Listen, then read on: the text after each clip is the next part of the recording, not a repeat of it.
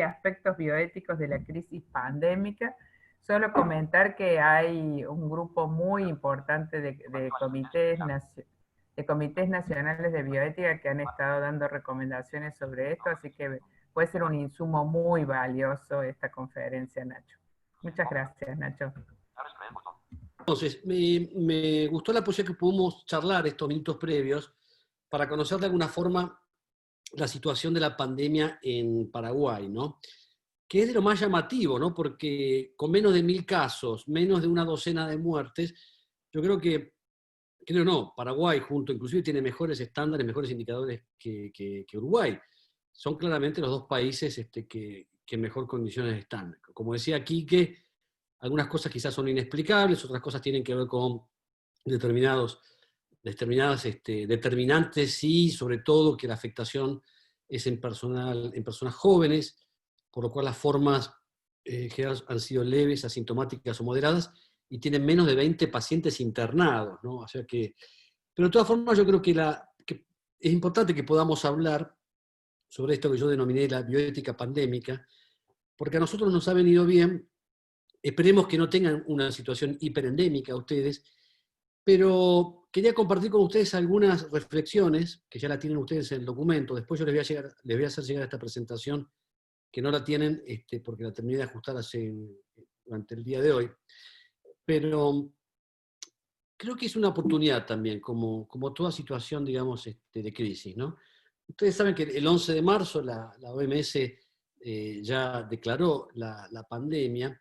A mí una de las cosas que más me llamaron la atención, recordaba epidemias pasadas y el incremento tremendamente disruptivo de la tecnología y del avance, ¿no?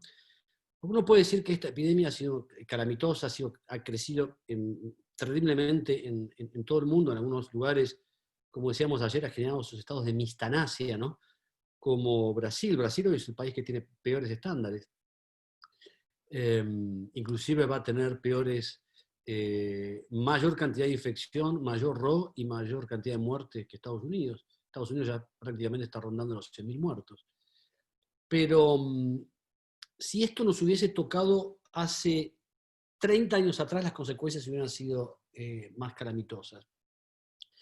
Yo recordaba, en el año 83, cuando se detectan los primeros casos de VIH-Sida, lo primero que se detectó fue el SIDA, porque eran las personas que aparecían enfermas, con manifestaciones ya de lo que después se denominaron enfermedades oportunistas. Se tardó 3 años en descubrir el virus. ¿Se acuerdan ustedes esa pelea entre Gallo y Montagnier, los investigadores franceses y norteamericanos, que se patentizaron también en aquella película magnífica, ¿no? Que fue Y la banda siguió tocando? Si no la vieron, les recomiendo que la vean. 3 años para descubrir el agente etiológico, es decir, el agente causal de la epidemia.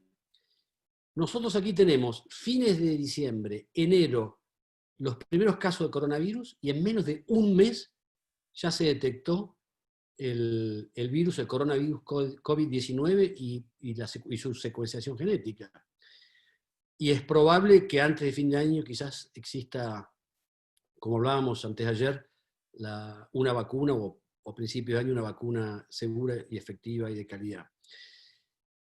Pero claro, también se acuerdan que Camus decía, en el mundo siempre hubo guerras y pestes, pero siempre tomó a la gente desprevenida, ¿no?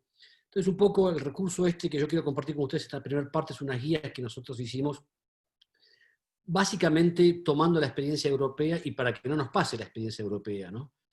Donde los médicos italianos y muchos españoles, en soledad y una situación de calamidad, tenían que tomar decisiones y decidir quién vivía y quién no vivía. En donde en un primer momento se estableció a la edad como un criterio autónomo de asignación de recursos, de ingreso a terapia intensiva o en el uso de ventiladores.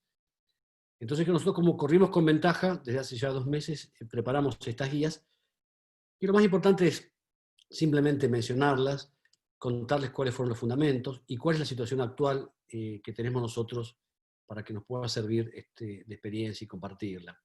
En estas guías también quiero agradecer, porque Susana en su momento fue una de las primeras personas que compartí este texto y que ella, por supuesto, lo enriqueció, ¿no? Nosotros sabemos hasta hoy, salvo Paraguay, porque Paraguay es un caso atípico en el mundo, pero que en general el 80% de las personas van a desarrollar síntomas leves, no van a requerir asistencia hospitalaria, el 15% de esa población infectada probablemente requiere internación y el 5% va a requerir asistencia en unidad de cuidados críticos. Cuando nosotros vimos estas primeras estadísticas, decíamos, bueno, esto puede ser preocupante, ¿no? Porque imagínense ustedes que Argentina en diciembre tenía alrededor en todo el país no más de 6.000 respiradores artificiales y salas de terapia intensiva. En 3 meses, yo creo que Argentina dio una respuesta interesante en términos de salud pública. En 3 meses prácticamente se duplicó. Hoy ya estamos cerca de los 10.000, 11.000 respiradores. Pero, como suele ocurrir, uno siempre tiene aparatos, fierros, pero falta la gente. En nuestro país no hay más de 3.000 y pico, creo que eran 3.500 intensivistas, que son las personas que están entrenadas para el manejo adecuado de un respirador, que requiere destreza, requiere experiencia. Bueno, ahora se están realizando capacitaciones intensivas para tener más gente que pueda operarlos. Entonces nosotros decíamos siempre que siempre se presentan lo que denominamos circunstancias de justicia. ¿Se acuerdan que el otro día la vimos, ¿no? Simplemente para repasarlas. Esas circunstancias de justicia en general se presentan en forma más o menos tenue. Si se presentarían en forma muy exacerbada, viviríamos en un clima de guerra. Pero en salud se presentan siempre estas circunstancias de justicia que son la escasez de recursos, la heterogeneidad de la composición social y la disparidad de intereses. Decimos que la escasez siempre es un tema vigente, siempre se menciona en salud que los recursos son escasos, que la demanda es inelástica, que el progreso tecnológico alcanza un ritmo a veces inusitado. Pero también en cuanto a esto nosotros tenemos que saber, como hablamos el otro día con ustedes, tenemos que saber cuán escasos son los recursos. Tenemos que saber cuál es el porcentaje que se asigna en el presupuesto y cuál es el porcentaje que se va a asignar a estrategias de contención y mitigación de la epidemia. Por ejemplo, uno de los temas para contextualizar las circunstancias de escasez es precisar lo mejor posible, como charlábamos hoy, el devenir del progreso de la pandemia. Si el ROE de ustedes está por debajo del 1 y sabemos que la duplicación se está prolongando más allá de los 25 o 30 días, bueno, por ahora claramente no es una preocupación quizás la atención de pacientes críticos o la sobresaturación de los servicios de salud en Paraguay.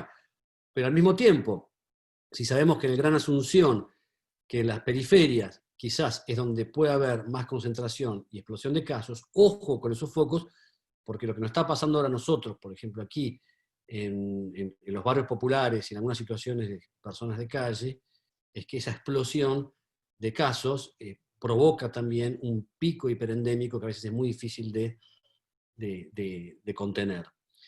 También tenemos que describir, como les dije antes, qué recursos tenemos, cuántas camas tenemos disponibles, qué cantidad de respiradores, cuál es la cantidad y la calidad de los recursos de salud que tenemos. No me gusta hablar de recursos cuando hablamos de personas, de los trabajadores de la salud, enfermeros, médicos. ¿Qué estrategias tenemos, por ejemplo? Aquí rápidamente se abrieron primero registros para la incorporación de trabajadores voluntarios, ya sea, por ejemplo, jóvenes médicos que estaban en proceso de inscripción en su matrícula, pero que no estaban habilitados, y también profesionales que ya estaban retirados o jubilados, se incorporaron a estos servicios, digamos, en principio, de incorporación voluntaria y solidaria, ¿no? También es muy importante dimensionar la demanda global y particular, porque acá nos pasó otra situación grave, que es que muchas patologías crónicas graves dejaron de controlarse justamente por el temor, un poco el temor como hablamos el otro día, este fundamentalismo infectológico, ¿no? del quedate en casa y no aceptar que podía haber excepciones, que era justamente que estas personas aumentaron los accidentes cerebrovasculares, aumentaron afecciones cardiovasculares, porque se dejó de entender y se dejó de dar prioridad a todas esas otras situaciones. Con lo cual también es importante buscar y encontrar también aquellos espacios y aquellas patologías que no se les da demasiada atención. Entonces, esto es muy importante, esta elaboración sobre el mapa de la escasez, también para optimizar los servicios de atención que sean indispensables. para evitar la sobresaturación y para evitar la hospitalización innecesaria. Hoy, por ejemplo, en Ciudad de Buenos Aires, en Gran Buenos Aires, que son los lugares más críticos, se están estableciendo lugares de aislamiento y de hospitalización, por ejemplo, para pacientes que han sido hisopados, que están estudiados, que son sospechosos o que son inicialmente confirmados, para evitar que los hospitales se transformen de alguna forma en hoteles de aislamiento, un poco la experiencia que estaban teniendo ustedes en Ciudad del Este con los extranjeros. Bueno, de alguna forma esto también se hace para mitigar y para evitar la sobreatención. También lo que estamos viendo ahora, que yo digo que gracias a Dios se puso de moda porque era una práctica necesaria, y hoy más que nunca se vio la necesidad sobre la telemedicina y las prácticas de teleasistencia. Y voy a volver sobre esto al final, porque creo que también la epidemia es una gran oportunidad. No sé si habrán tenido posibilidad de ver los podcasts o la solapa de UNESCO, donde vimos algunas estrategias de medicina digital, de inteligencia artificial para el trabajo en la pandemia. Pero si no lo vieron, sobre el final vamos a hacer un pequeño comentario. Como hablamos, cuando hablábamos de derecho a la salud, claramente aquí vemos aplicaciones prácticas del principio de respeto por la dignidad personal. ¿Se acuerdan? No lo vamos otra vez digamos, a definir.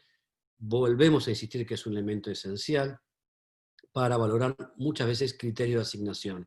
Sabemos que si nosotros consideramos que la dignidad es un principio rector, vamos a rechazar, por ejemplo, criterios que tengan que ver con la edad, con la valoración social o con la discapacidad o con la perturbación mental. Sabemos que ninguno de estos aspectos o circunstancias que ninguna de las personas elige y que tienen que ver con su dignidad personal pueden transformarse en un sistema de discriminación negativa, ¿sí? O de limitación al goce efectivo de ese derecho a la salud. También la solidaridad. Yo creo que acá, sobre el final voy a volver sobre esto, porque la solidaridad claramente como un principio fuerte de esta bioética de la salud colectiva es un dique de contención, decimos nosotros, frente a la desigualdad y a la discriminación. Y la solidaridad aquí más que nunca tiene que ver con que los que más tienen son los que más esfuerzo tienen que dar y tienen que hacer para aquellos que menos tienen. Hoy en Argentina se está discutiendo una ley para que aquellas personas millonarias, son 12.000 personas nada más, que tienen un patrimonio de un ingreso inconmensurable. Argentina tiene más de 45 millones de habitantes, sin embargo solamente 12 millones de personas concentran una riqueza que da escalofríos. Entonces ese creo que es un ejemplo claro de solidaridad, ¿no? Una contribución donde toda aquella riqueza acumulada pueda servir para despejar y para mitigar tanto sufrimiento, ¿sí? Y también, como esto lo decía Kundera, ¿no? La verdadera bondad humana, de alguna forma, esa solidaridad se expresa cuando quien recibe esa contribución carece de todo valor, ¿no? Que son aquellos más pobres, aquellos más desangelados, personas mayores, personas olvidadas, discapacitados, ¿no? Cuando quien recibe esa ayuda carece de todo poder, porque no estamos esperando nada a cambio. Ese es el verdadero espíritu, creo yo, de la solidaridad. De manera tal que la ciudad se expresa también, como habíamos dicho antes, en estrategias claras de cooperación social, de cooperación internacional. El día que exista una vacuna, ¿se acuerda? Cuando hablamos del derecho a la ciencia, hablábamos también del derecho a la cooperación social y el derecho a compartir los beneficios, como establecía también y como establece la Declaración Universal de Bioética y Derechos Humanos. Y finalmente la justicia. La justicia, siempre hablamos de justicia, hablamos de equidad, pero a veces es muy difícil precisar en términos concretos cuál es la decisión más justa. Tradicionalmente, nosotros tenemos claro que el concepto de lo mejor para todos, lo mejor para la mayoría, es un mandamiento, un imperativo de justicia.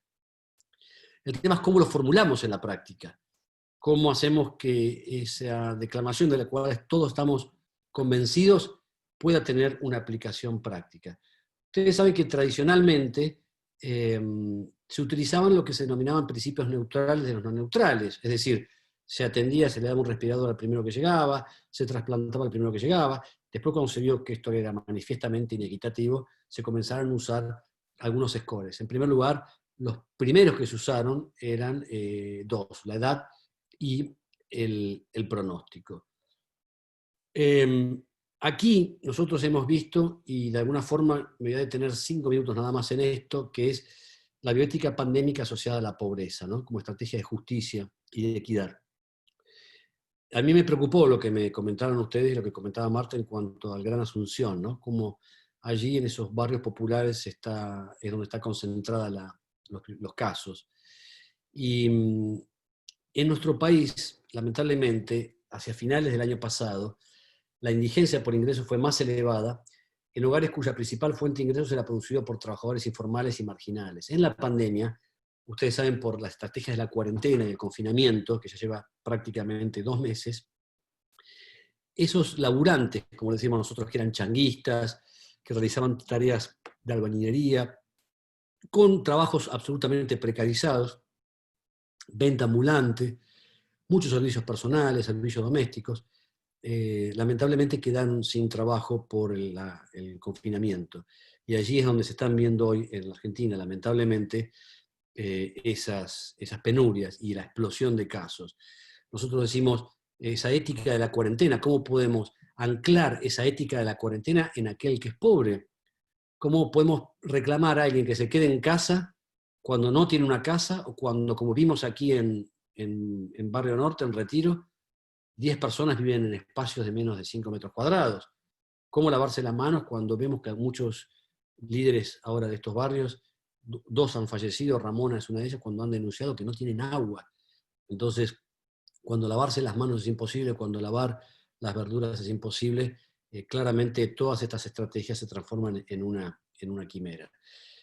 Y, como decíamos antes, los determinantes, la Comisión sobre Determinantes Sociales de Salud de las Naciones Unidas, esta no es ningún invento, pero encontró pruebas claras de que demuestran que los pobres están siempre en peor situación, y que hay sobrada evidencia que la desigualdad social y el aumento de comorbilidades asociadas a la pobreza afecta mucho más. Nosotros siempre recordamos a un gran maestro del sanitarismo argentino, se acuerdan que yo lo nombré, Ramón Carrillo, y él decía esto, que frente a las enfermedades que genera la miseria, frente a la tristeza, la angustia, el infortunio social de los pueblos, los microbios, en este sentido los coronavirus, o el coronavirus como causa de enfermedad, es una pobre causa. Y esto se está viendo, como decíamos antes, en todo el mundo. Entonces, tanto Argentina como Paraguay, que han ratificado el Pacto Internacional de Derechos Económicos, Sociales y Culturales, se comprometieron a estas obligaciones básicas, que yo las vuelvo a mencionar aquí, porque creo que es muy importante recordarlas, porque estas obligaciones básicas, ¿se acuerdan que eran obligaciones más básicas y de cumplimiento inmediato de los estados de acuerdo a los compromisos internacionales que asumió tanto Paraguay como Argentina y la inmensa mayoría de todos los países de Latinoamérica? Se las dejo nada más para que la tengan en este sentido, y para que lo podamos pensar también como parte de esa recomendación o de esa declaración de la Comisión Nacional de Bioética Paraguaya que había planteado también Marta en el foro. Vamos a ir un poquito más rápido. La solidaridad, como les dije, bueno, ¿qué es lo que uno intenta desde esta bioética de la pandemia? Uno intenta que las prácticas sanitarias tengan consistencia por el convencimiento moral y no por el temor a la sanción penal. Y esto se ve mucho ahora en la prolongación de la cuarentena, ¿no? Especialmente en AMBA, en la Ciudad de Buenos Aires, en la región metropolitana y en algunos lugares de la provincia de Buenos Aires, en el Chaco, en Río Negro, que es y en Córdoba, que es donde volvimos o estamos en fases iniciales.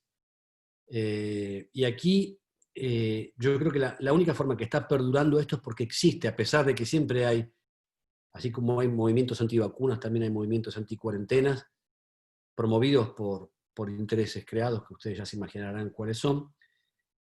Por eso nosotros creemos que la posibilidad de discutir esto y de llevar adelante y sostener esta ética de la cuarentena van a permitir que el sostenimiento y la prolongación de la cuarentena se haga más por convicción que por miedo de la persecución penal.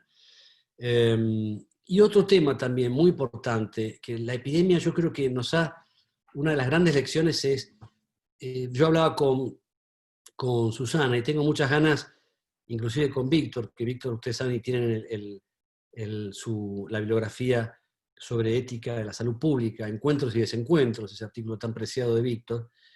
A mí me gustaría también ver hasta qué punto podemos seguir esa línea de Víctor y repensar una ética de la salud colectiva, ¿no? Y pensar principios que puedan ir más allá de aquellos principios clásicos de la ética clínica, ¿no? Pensar una ética de la salud colectiva. Y allí yo creo que uno de los principios fundamentales es la confianza.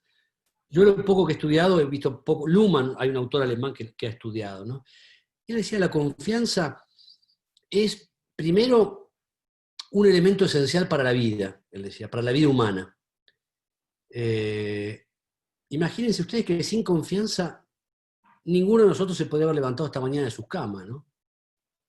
Sin confianza no hay vida humana posible, sin confianza no hay relación clínica posible, donde en las relaciones médicas o en las relaciones hospitalarias, médicos, pacientes, trabajadores de la salud son dos extraños, ¿no? Como decía Engels, dos extraños morales, como repite siempre Volney.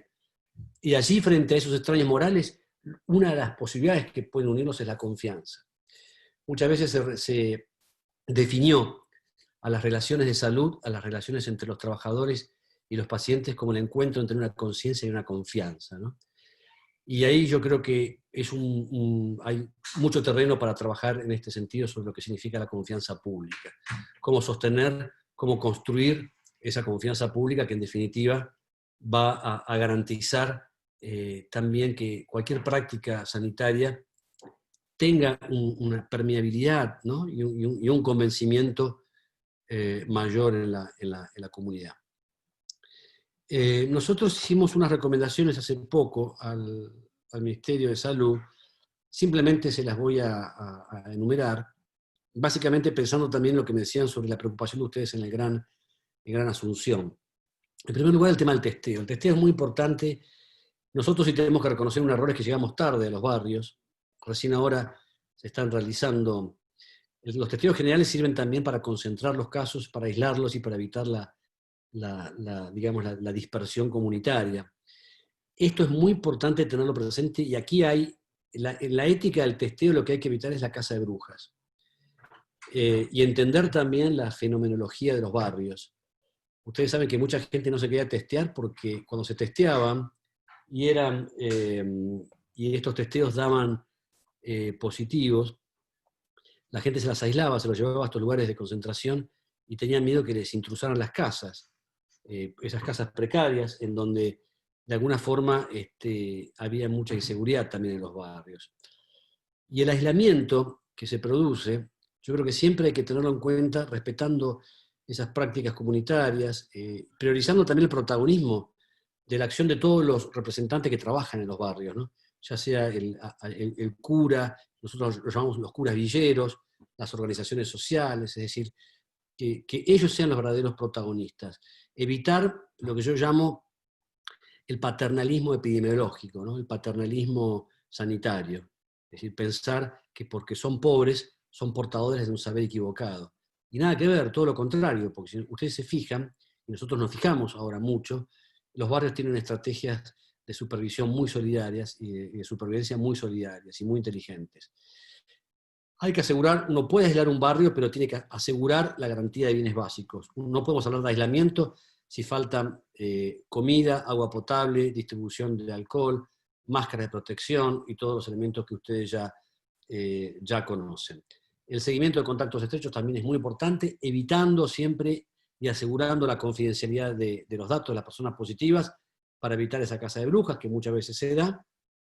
Y también algo muy importante que hablábamos el otro día como derecho humano de cuarta generación, que es el derecho digital, el derecho a la conexión y a la accesibilidad. Esto es muy importante. Los barrios tienen que tener conexión, tienen que tener dispositivos digitales y sobre todo el Ministerio ha lanzado una aplicación, una app para introducir los teléfonos inteligentes o en tablets, que tiene que ver con dos programas, el programa Detectar y el programa Cuidar, donde se establecen, por ejemplo, estrategias de autodiagnóstico y de geolocalización, que son muy importantes para el trabajo de la epidemia. Bueno, vamos a ir un poco más rápido. Nosotros entonces lo que habíamos propuesto eran algunos conceptos que les quiero marcar que son muy, muy concretos y que tienen que ver con aspectos prácticos. Utilizando todos estos principios que vimos, dijimos, bueno, ¿cómo ponemos en acción los criterios de asignación para la peor parte que nos va a tocar y que ya nos está tocando? Hoy ya tenemos 3 salas de terapia intensiva en el Hospital Muniz, donde trabajo, que es un hospital de referencia totalmente cubiertas y donde ya empezamos a utilizar algunos criterios de ingreso. En primer lugar, los criterios de admisión tienen que ser claros, transparentes, preestablecidos y de acceso público. Muchas veces, y esto pasó antes de la epidemia y pasa lamentablemente, que un ingreso inadecuado a salas de cuidados intensivos es el comienzo de lo que nosotros llamamos el derrotero de sucesivas intervenciones fútiles, ¿no? De ese famoso pseudoencarnizamiento terapéutico. Si uno hace una revisión retrospectiva de historias clínicas de personas, yo a veces, perdónme la expresión, pero lo llamo cadáveres oxigenados, situaciones donde hay personas que no tienen por qué estar conectadas de alguna forma y prolongar a través de mecanismos desproporcionados, extraordinarios, una agonía en situaciones de total indignidad. Y ahí el punto crítico es justamente generar criterios claros de ingreso a terapia intensiva. No todo el mundo, por más grave que esté, debe ingresar a terapia intensiva. Este es el primer punto. El segundo punto, los criterios tienen que ser objetivos, técnicos, neutrales y verificables. Es decir, la evaluación tiene que tener score o escalas. Hay escalas que tienen que ver con la evaluación de las fallas orgánicas, multiorgánicas, de la capacidad respiratoria. Tienen que ser rápidamente verificables, porque si nosotros vemos que cualquier testeo...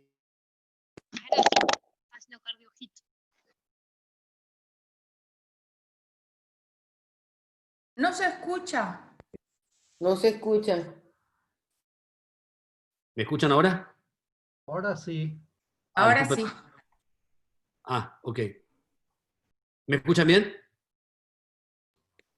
Sí, se te escucha bien. Claro. Ok, gracias, perdón. Les decía entonces que en esos criterios que tienen que ser rápidamente verificables. ¿En qué sentido? En el sentido que si nosotros tenemos que buscar análisis clínico, gases en sangre que requieran o que demoren esa decisión, tener criterios para el ingreso no van a ser eficaces porque necesitamos que se puedan tomar en forma rápida. Eso en primer lugar. Después, algo muy importante, cualquier valoración, porque esto pasó en España, y España fue muy criticado por esto. En España no respiraban y no ingresaban a terapia intensiva personas mayores de 75 años y dementes, o personas con demencia severa. Y esto absolutamente, ustedes saben, que esto contraría principios morales básicos y contraría también la Convención Internacional de los Derechos de Personas con Discapacidad. La discapacidad mental o la edad no puede ser un criterio autónomo de ingreso o de uso, de acceso a la respiración mecánica, ¿verdad? En los criterios, como le dije antes, deben también prevalecerse qué patologías hay, qué comorbilidades, y en aquellos casos en que exista incertidumbre significativa, es muy importante conversar con el paciente y con los familiares, en decirle, miren, este es un caso gris, va a ingresar, pero en el caso en que la situación no mejore, hay que hablar claramente y establecer que ese paciente, si no hay mejoría y si hay otros candidatos con criterios de recuperabilidad, ese paciente va a ser excluido y va a ser externado del área de cuidados críticos. Es muy importante esto. Yo sé que son decisiones graves, pero son decisiones que deben hablarse previamente. Un paciente y una familia que conocen de antemano cuáles son las reglas de juego, van a poder soportar de alguna forma mucho mejor esas decisiones trágicas. Para lo que es retiro de la ventilación mecánica y la respiración, que es uno de los elementos críticos, como les decía antes, también esos criterios deben estar, además, precedidos por el agotamiento de otras alternativas disponibles. Nosotros hemos, y gracias a la terrible experiencia de Italia, de España y algo de Reino Unido, muchos intensivistas han, por ejemplo, establecido alternativas previas a la respiración mecánica ventilatoria como la situación a la maniobra prono. La maniobra prono para los intensivistas saben que es una rotación que se hace a través de 4 personas del paciente en una situación donde se da vuelta con algunas maniobras muy particulares, donde una persona dirige esas maniobras y esto puede evitar la sobresaturación también de pacientes que requieran asistencia respiratoria mecánica. En situaciones, y acá hemos consultado a los médicos especialistas en catástrofes, es la ventilación manual, operada por familiares o por voluntarios. Esto yo siempre lo digo, esta es una situación que solamente nosotros la estamos considerando para situaciones donde hay un agotamiento absoluto de los recursos, donde no hay ninguna chance, ninguna otra alternativa disponible, y allí sí uno podría valorar la ventilación manual, que sabemos que tiene muchas complicaciones. En primer lugar, la contaminación, los riesgos de infección para el operador y el agotamiento de las personas que realicen estos sistemas de ventilación manual. Con estas clarificaciones, nosotros es que las proponemos.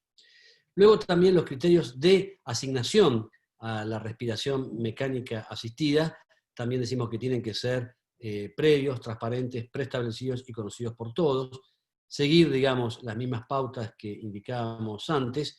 Y aquí también es muy importante la cuestión tanto de la gravedad como del beneficio, es decir, esa prognosis de supervivencia, que sabemos que es muy difícil hacerla, en algunos casos no se tienen todos los elementos, porque de alguna forma se trabaja en contextos también de incertidumbre. Criterios, ¿se acuerdan que hablamos de discriminación positiva? ¿Se acuerdan lo que es discriminación positiva? De acuerdo a la perspectiva del derecho internacional de los derechos humanos, es cuando uno toma una acción diferente, y esa acción diferente es objetiva, neutral y persigue un propósito legítimo. Esos son los casos aceptados, digamos, por el Comité de Derechos Humanos. Y en estos casos nosotros pensamos que hay 3 situaciones o 4 donde deberíamos dar prioridad.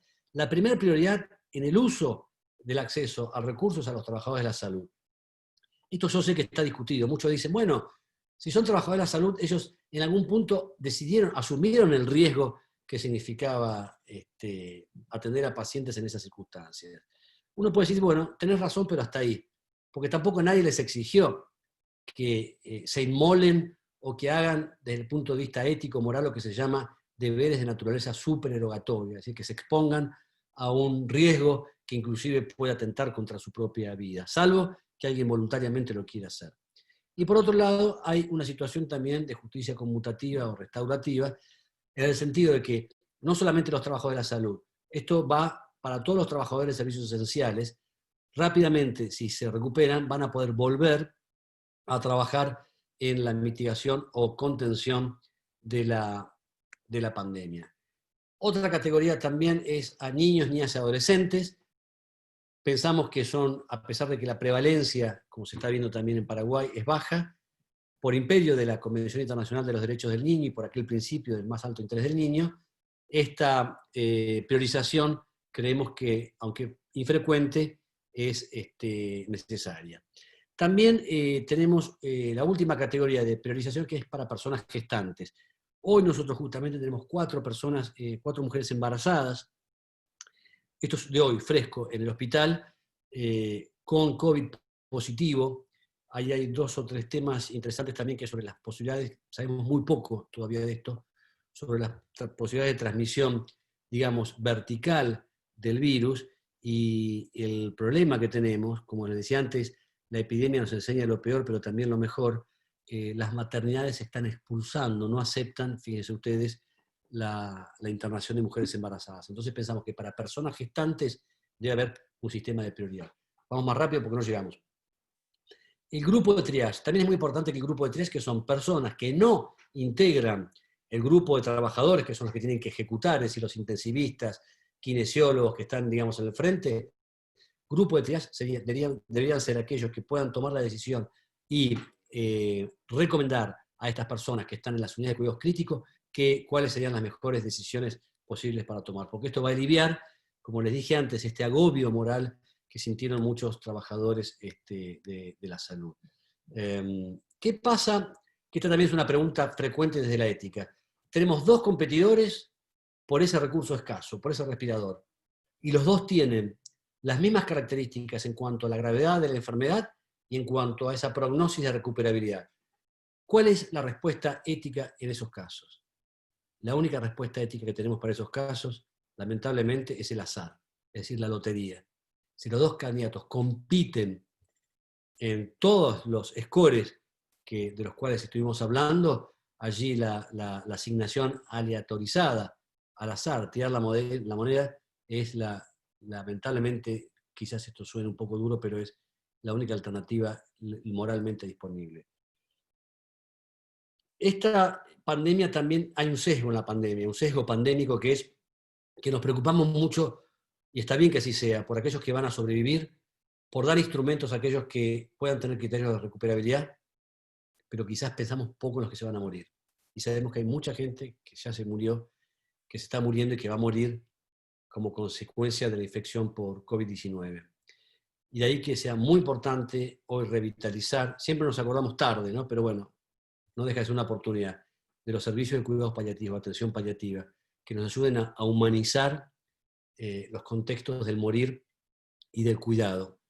Ustedes no saben lo que significa tener esas muertes sórdidas, esas muertes en soledad, donde esos pacientes que se están yendo no tienen posibilidades de ver a su familia, se despidieron hace tiempo de su familia, no los pueden ver ni siquiera a través de un ventanal. Lo que significa ver a los trabajadores de la salud que tampoco los pueden tocar, que tampoco los pueden imaginarse como personas.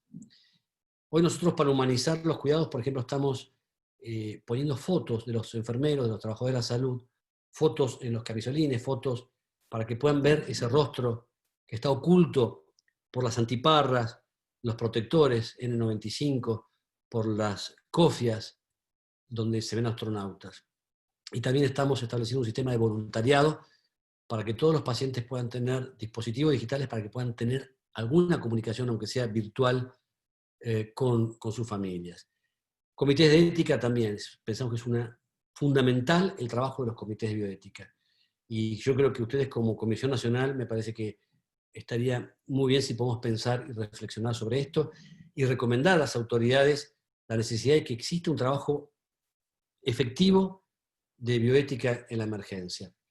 Nosotros, en los comités que estamos formamos lo que se denominan, siguiendo un poco la experiencia francesa, son unidades de apoyo ético. Nuestros comités, formados por 15 personas o por 17, usamos como una especie de células de 3 personas y tenemos guardias pasivas de lunes a lunes, de estas que se llaman unidades de apoyo ético, que están disponibles las 24 horas para servir de ayuda a aquellos dilemas y aquellas decisiones difíciles que se puedan tomar. Y bueno, uno de los riesgos también, para ir terminando, de la pandemia es la deshumanización, ¿no? La despersonalización. Nosotros acostumbrados a este modelo hipocrático, ¿no? A este modelo de la clínica. ¿Se acuerdan que la clínica es... ¿Clínica de dónde viene? Es ese verbo de inclinarse, ¿no? De inclinare para poder estar cerca, para poder escuchar, para poder palpar, para poder sentir, ¿no? Y que ahora de alguna forma todo esto está un poco como mediatizado, ¿no? Por todos estos elementos, monitores, pantallas. Fíjense lo que decía Alma Ata. ¿Se acuerdan? Alma Ata decía salud para todos en el 2000, ¿no? Lamentablemente esto no fue posible. Pero Alma Ata decía también hay una sola medicina en la que cura y hay muchas maneras de curar. Hoy la epidemia nos pone también a todos, y a Paraguay también, aunque ustedes tengan una baja incidencia, la necesidad de pensar cómo podemos hacer convivir este modelo de medicina digital con aquel modelo de atención sanitaria hipocrática. Y más que nada con este aumento vertiginoso de la medicina. Este año, 2020, la información médica, y lo vemos ahora, uno no da abasto, la información se duplica cada 73 días. Cada uno de nosotros va a generar 1 millón de gigabytes de datos a lo largo de su vida.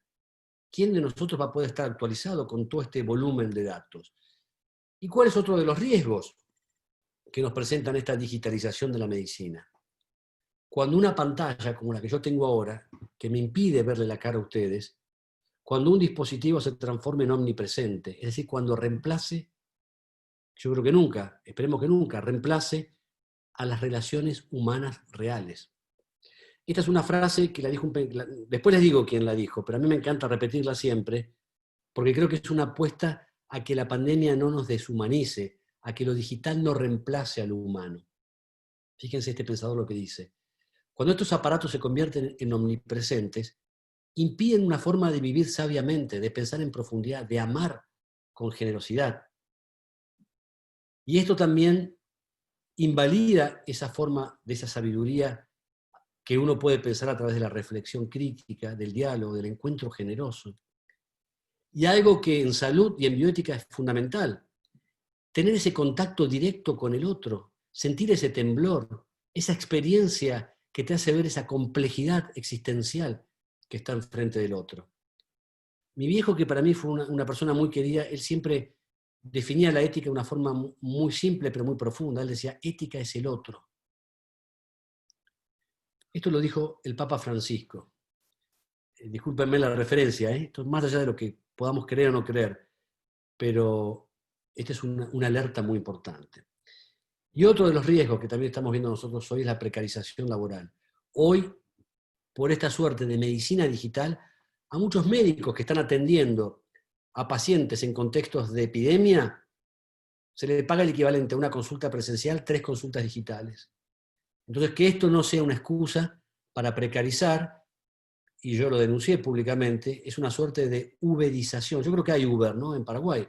Es una especie de uberización de la medicina, con perdón de los trabajadores de Uber.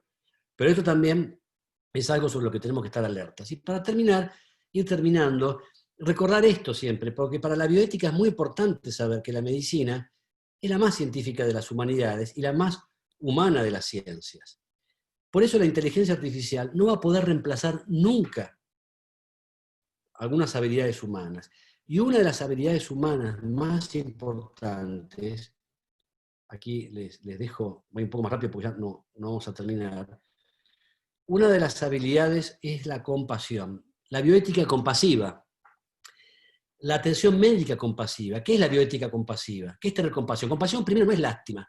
Compasión es tener esa sensación, ese sentido de apertura, de sensibilidad, de vibrar frente al sufrimiento de los demás, seguido de un deseo irrefrenable de querer aliviar ese sufrimiento. Esa es la compasión.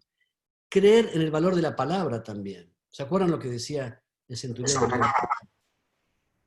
Él decía, una palabra tuya bastará para sanarme. Y para terminar, miren la evidencia que tenemos sobre estas estrategias de bioética compasiva, de atención médica compasiva, donde los aparatos nunca van a poder reemplazarla. Pacientes con cáncer metastásico de pulmón, última fase de su vida. Algunos, un estudio de etiqueta abierta, a algunos se les dio atención oncológica tradicional y a otros se les dio atención compasiva. Los que tuvieron atención compasiva tuvieron menor número de pacientes con depresión, mayor calidad de vida, reducción del costo, hasta en términos de equidad sirvió.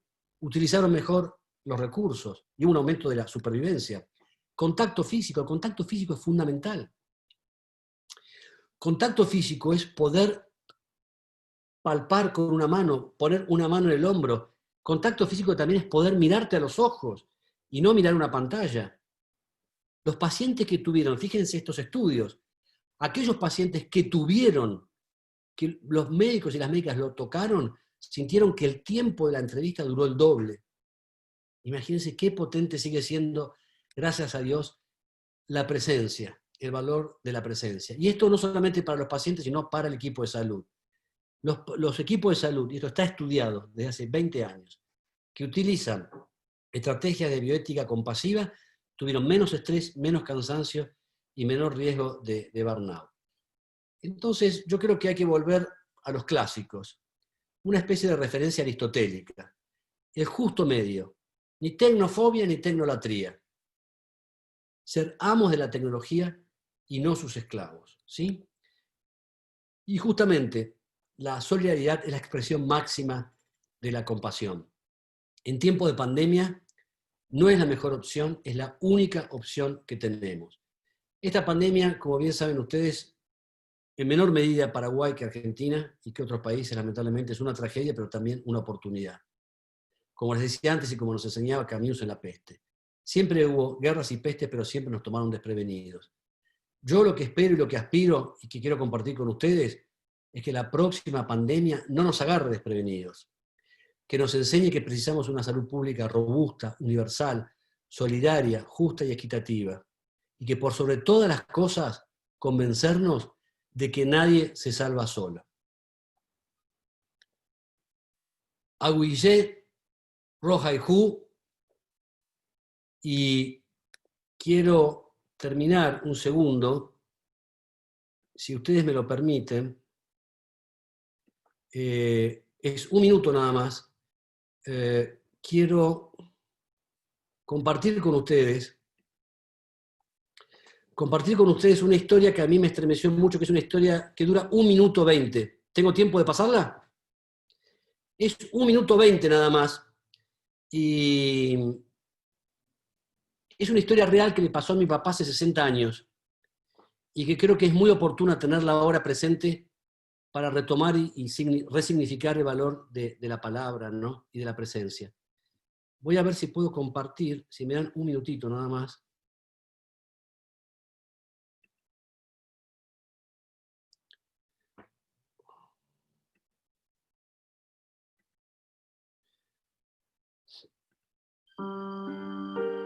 ¿Están viendo este video? Sí, sí. Sí, se ve. Sí, sí.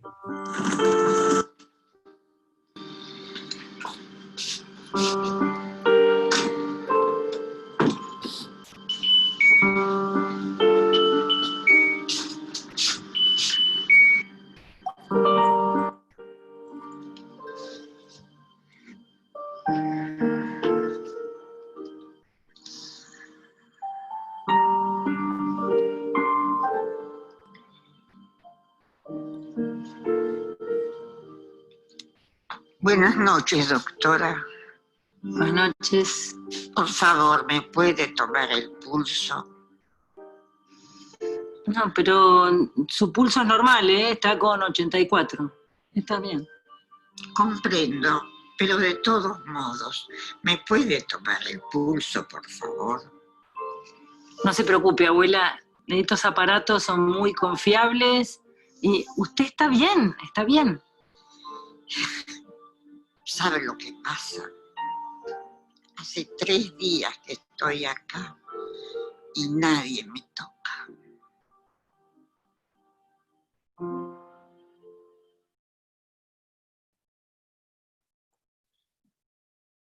No sé si se pudo apreciar, se pudo escuchar el video y se lo pudieron ver. Muchas gracias.